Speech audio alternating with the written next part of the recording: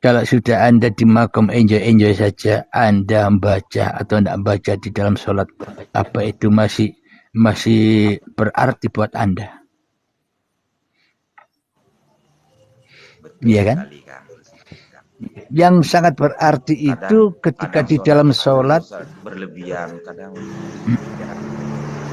ya, ketika manusianya menyadari bahwa dirinya tidak bisa sholat, itulah yang terpenting, ya kan? Itulah. Sholat kok dibikin repot ya Ustadz ya? Iya, makanya manusia itu sudah sholat sejak dari tanah dulu sampai jadi bayi sholat terus. Kenapa kok dikatakan sholat?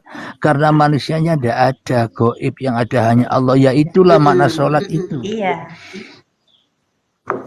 Kalau manusianya masih merasa ada terus, meskipun sholat 1000 tahun lama, ya bukan sholat, itu maksiat. Karena manusianya memusuhi Tuhannya, mentiadakan Tuhannya di hatinya. Ya, iyalah. Betul sekali. Suaranya Mbak ini jelas sekali. Berarti Kang ya pakai headset sebelum. Iya, mungkin headset mahal, jadi besar suaranya. Enggak, cuma headset 30.000 anak saya punya. Besar kecil, jauh dekat sama saja ya Kang Mas ya. Betul Kang, betul. Jadi kalau kita sudah menyerah, itulah indah. Ya lanjut. Sebelumnya saya nggak pernah beginian, waktu saya belajar nggak pernah naik begini. Saya cuma mendengar, memahami dan menjalankan apa yang ada di situ, Kang. Baru dengan Kang Mas ini saya bisa begini, apa mujakara begini. Tak bisa menolak ya Kang Mas. Saya Pak Fauzan, iya. Kalau saya Pak Fauzan ini udah setahun saya dengar dari YouTube Uripe Allah. Saya dengar dulu, saya nyimak dulu. Di akhir 2022 bulan 12 saya baiat sama Bapak Abdul Halim.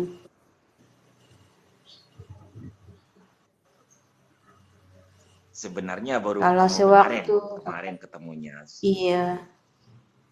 Waktu saya cerita dulu ya Pak Fauzan ya. Saya kan di sini juga mempelajari ilmu tauhid dengan guru saya yang di sini. Tapi akhirnya endingnya nggak pernah jumpa juga apa yang saya cari. Setelah bertemu Bapak Abdul Halim baru dipaparkan sejelas-jelasnya. Alhamdulillah udah dipahamkan Allah gitu, langsung nggak lama, nggak pakai lama.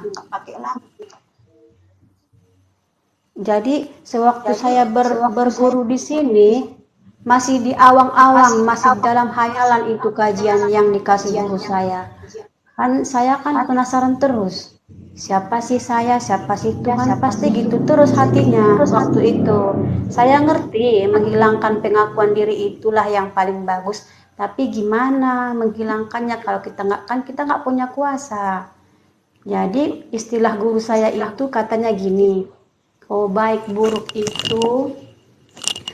buruk itu datang dari Allah, kata guru saya yang di sini. Jadi yang baik katanya dari Tuhan, yang buruk dari manusia, katanya Pak. Jadi saya jawab, gini Pak Guru, saya bilang, kalau manusia itu berbuat jahat itu berarti ada kuasanya, saya bilang. Berarti di hidup ini punya dua kuasa, saya bilang. Terus dialih-alihkannya lah perkataannya biar saya nggak ngerti gitu. Tapi kalau setelah jumpa alhamdulillah sama Pondok Uripe Allah, terkupas semua sampai saat ini. Alhamdulillah ya Allah. Rahasia itu benar-benar dibuka. Iya, karena nggak terhijab lagi kalau Abdul Halim yang ngomong. Nggak terhijab. Betul sekali. Dia nggak ada hijab-hijabnya, terbuka semua. Jadi tuntas. Jadi kita pun seberapa banyak pun dana yang dikeluarkan nggak masalah sama kita, karena itu kan nggak terbiayai dengan uang masalah ketuhanan ini. Sedikit kok. Betul, betul. Karena begini, Kang Mas Abdul Halim ini benar-benar ridha, dia itu tidak ada sembunyi sedikit pun karena sudah dari Allah, karena Allah sendiri. Iya. Jadi semuanya lebih gamblang dan jelas, tidak ada iming-iming ini itu enggak. Semuanya sudah benar. Iya. Karena udah hakul yakin Pak Kiainya, Pak Ustadz Abdul Halimnya, nggak ada keraguan. Betul sekali. Betul. Dia memaparkan segala ceramahnya itu nyata, nggak ada yang plang gitu, nggak ada hayalan, nyata semua di kehidupan kita. Betul sekali.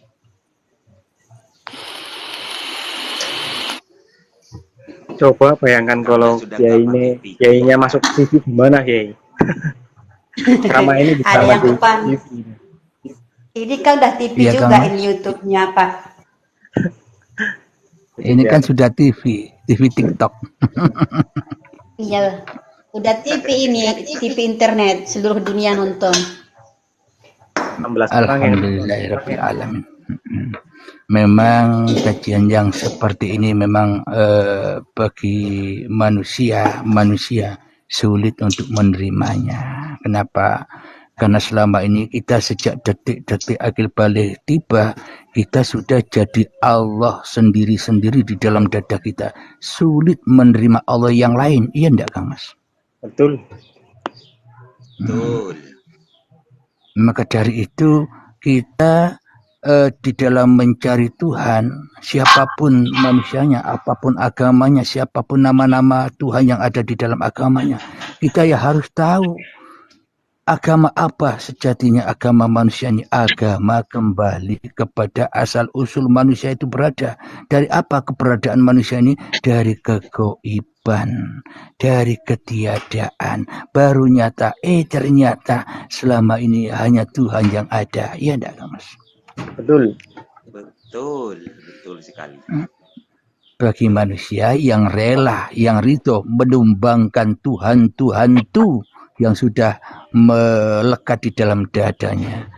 Apa Tuhan itu manusianya? Duit, harta, ilmu, amal, bahkan hidup dan manusianya itulah berhala-berhala, salib-salib yang menghalangi manusia ketemu Tuhannya. Yuk dilanjutkan, Mas. Ya, saya menyampaikan hal yang seperti ini kepada orang yang berilmu, orang yang ini. Satu aja, padahal saya lihat itu dia memang betul mencari Tuhan. Saya menyampaikan hal yang seperti ini. Dia nggak bisa untuk menerima. Susah minta ampun. Bahkan saya minta ngobrol, bahkan jam-jaman pun nggak mau. Ribuan tahun pun selagi manusianya yang ada nggak bisa. Ribuan tahun pun, ya kan, Kang Mas? Iya.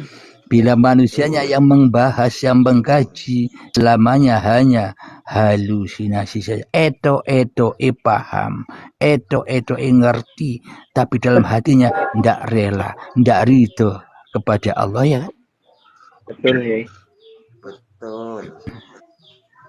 Maka dari itu anda yang sudah dipahamkan Allah, anda yang sudah dipilih Allah, bersyukurlah kepada Allah.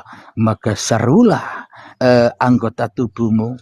Maka bukan seru, ada orang kumpul banyak langsung didatangi sambil bawa tongkat. Hei umatku, bukan begitu. Maknanya menyeru apapun yang kita lakukan. Duduk kita, merokok kita, melihat kita, memandang kita, keadaan apapun kita, semua serulah, kembalilah fafiru ilallah, kembali kepada Allah. Semua keadaan ini berlangsung karena ada uripi Allah. Begitu cara menyerunya. Bukan menyeru ada orang kumpul-kumpul diseru. Kepada orang penjudi, pemabuk datang menyeru, hai kaumku. Bukan begitu. Makanya kaumku itu apa yang ada di tubuh kita ini loh, kaumku. Ya enggak, Kang Mas? Betul Kang Mas. Maka dari itu anfusakum, selamatkanlah dirimu, jagalah dirimu, wa alikum narum, maka semua manusia akan terjaga. Maknanya kita tidak bisa lagi memandang, tidak bisa lagi menilai-nilai, tidak bisa lagi mengkafir-kafirkan manusia. Kenapa? Karena yang ada hanya Allah. Bagaimana mungkin aku bisa menilai bila hanya Allah yang bisa menilai apapun yang diciptakannya. Monggo dilanjutkan, Mas. Kiai, saya punya teman dari Riau, kenalan dari TikTok. Kalau mau beat itu gimana, Kiai? Kalau mau beat. Wah, kalau babakan baiat itu langsung hubungi adminnya saja.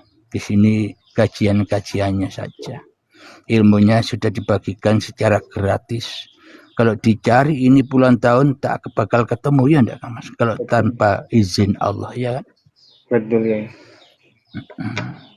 Kalau babakan itu urusannya dengan admin. Maknanya, contoh kita dulu belajar waktu PAUD, TK, SD, SMP, SMU, dan kuliah.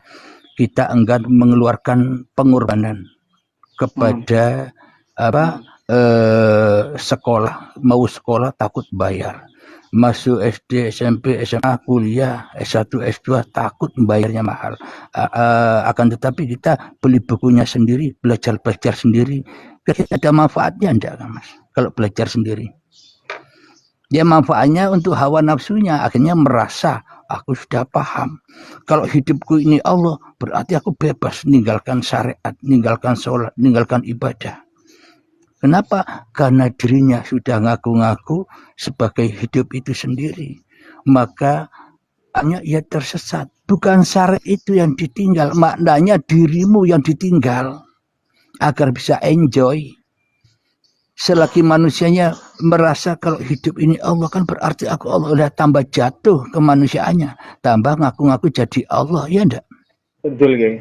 Betul. Maka dari itu terkadang kita sudah memahami karena pahamnya hanya mendengarkan YouTube saja, akhirnya memahami, loh kalau hidup ini Allah, berarti kan aku bisa mengendalikan batu yang di gunung agar jatuh menghadap aku. Aku bisa mengendalikan awan. Akhirnya dicobalah. Ketika dicoba tidak berhasil. Loh kok tidak berhasil? Katanya aku Allah. Karena salah paham memahami Allah. Karena belajar sendiri, ya kan? Iya, betul. Iya, betul sekali, kan. Betul. Jadi maknanya orang-orang yang berani menginfakkan hartanya, berani mengkorbankan dirinya, bahkan badan dan hidupnya dikorbankan hanya kepada Allah, maka pasti akan ketemu dengan rahasia ilahi yang selama ini belum terbuka, yang masih terhijab bagi manusia. Maka dari itu harus dihancur leburkan alam misteri ini. Alam jari-jari, padahal tidak ada alam itu. Jari-jari menungso aja. Kenapa? Karena manusia selama ini menjadi budak-budaknya hawa nafsunya, maka ditakut-takuti oleh alam misteri itu. Ada takut pertanyaan mungkar nakir nanti di alam kubur. Padahal sekarang ini sudah ditanya oleh mungkar nakir. Ketika contoh saya ditanya, ketika duduk ditanya di dalam dada saya, hei Halim, marrobuka, siapa yang mendudukkanmu? Selagi Abdul Halimnya masih ada, tidak peduli Abdul Halimnya. Kenapa? Tidak akan tahu kalau ada mungkar nakir. Kenapa? Karena Abdul Halimnya menjadi Tuhan. Tidak bisa menjawab Allahu Rabbi, ya kan? Betul, ya. Ketika masih ada Abdul Halimnya. Jadi pertanyaan-pertanyaan itu sejatinya sekarang ini sudah berlaku bagi orang-orang yang sudah kembali saja yang tahu. Bagi orang-orang yang belum kembali disangkanya nanti. Nanti itu udah ada, bro. Kalau Anda sudah ada ya tidak ada semua cerita itu, ya enggak? Betul sekali, kan. Cerita itu ada ketika kita ada. Logikanya begini, logika. Antara baik dan buruk, antara enak dan tidak enak, logika. Anda tidur nyenyak. Terus saya datang ke hadapan Anda sambil bawa uang 7 triliun. Bro, ada uang 7 triliun ini, bro. Mau enggak? Kira-kira Anda respon enggak Anda tidur? Enggak bisa, Kang, udah tidur. Enggak respon. Meskipun kelihatan itu kebahagiaan, harta melimpah yang sekarang sudah dialami oleh Ananda Putri Aryani, harta melimpah. Kita enggak bisa respon. Enggak tahu apa-apa. Kenapa? Karena kita enggak ada. Kita tidur. Sama halnya ketika kita didatangi seluruh para malaikat, seluruh para manusia membawa parang. kita ditakut-takuti mau dibunuh, ayo tak bunuh kamu, tak bunuh. Tapi kita tidur, kira-kira kita takut enggak? Enggak takut, enggak takut. Enggak takut, apalagi besok ketika mati selesai sudah.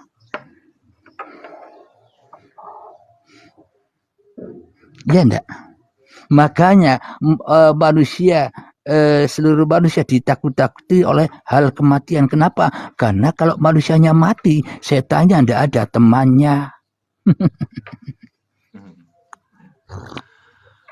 Ya enggak? Kalau manusia belajar ilmu hakikat makrifat, akhirnya setannya ditinggal. Maka dari itu manusianya dihadapkan dengan fitnah-fitnahnya setan, fitnah-fitnahnya dajjal. Kamu kalau belajar ilmu hakikat makrifat itu sudah siap kamu miskin, sudah siap kamu melarat, sudah siap kamu gila. Ditakut-takuti dengan itu sehingga manusia takut meninggalkan setannya. Ya salahnya sendiri, ya akhirnya kehidupannya di dalam ketakutan. Takut mati, takut miskin, takut tidak hasil segala hajatnya, takut direndahkan orang, ya enggak? Betul. Maka dari itu sejatinya orang-orang yang sudah merasakan mati, ternyata mati itu nikmat, mati itu damai, tidur itu damai. Kenapa manusia ditakut? Nah, itulah enjoy saja itu. Kenapa manusia ditakut-takuti oleh mati? Karena kalau manusia mati semua, setan sendirian, tidak ada temannya. Maka dihembuskanlah di dalam dadanya. Iya, itu cerita secara syariatnya, Kang Mas ya. Secara logika syariatnya. Saya menyampaikan sama teman saya untuk yang seperti itu, istilahnya gini. Mati sebelum mati dia langsung tercengang, bingung. Memang kalau hanya selagi bahasan-bahasan saja membingungkan. Saya pun juga dulu bingung apa ini maksudnya, ya kan.